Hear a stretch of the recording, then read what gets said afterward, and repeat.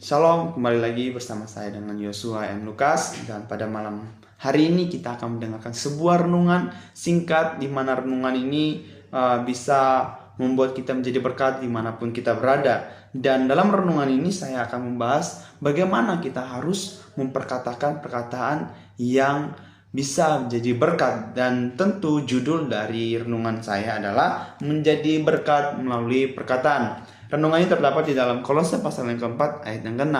Firman Tuhan bilang, "Hendaklah kata-katamu senantiasa penuh kasih, jangan hambar, sehingga kamu tahu bagaimana kamu harus memberi jawab kepada setiap orang." Dalam perikop dari pembacaan kita adalah hubungan antara anggota-anggota rumah tangga.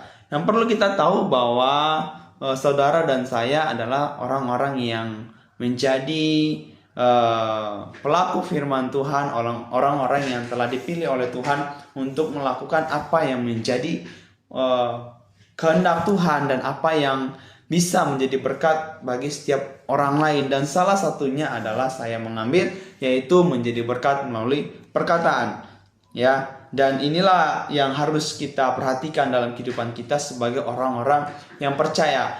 Dan dari perkataan kita lah kita harus bisa menjadi berkat bagi setiap orang. Dan kita perlu tahu juga bahwa dari perkataan itu bisa membangun iman orang dalam Tuhan, dan justru juga bisa merubuhkan iman orang dalam Tuhan.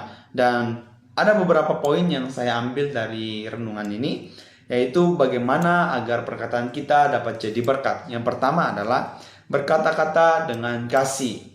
Kita perlu tahu dalam kehidupan kita sering kita tidak bisa mengontrol perkataan kita ketika kita sedang marah, ketika kita sedang emosi, ketika kita sedang tidak bisa menahan lagi rasa amarah kita, ya.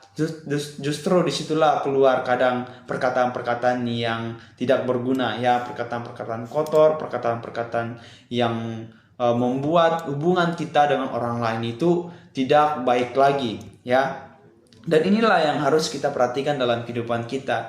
Jika kita mau menjadi berkat melalui perkataan kita, maka kita harus memperkatakan perkataan yang baik, perkataan-perkataan yang membangun, perkataan-perkataan yang justru mengenakan orang lain. Dan walaupun kita dalam keadaan yang marah ataupun tidak baik-baik saja, kita bisa mempergunakan perkataan-perkataan yang justru tidak menambah situasi menjadi buruk, ya, tetapi kita bisa menetralkan keadaan kita ketika kita bisa menguasai kehidupan kita melalui perkataan-perkataan kita.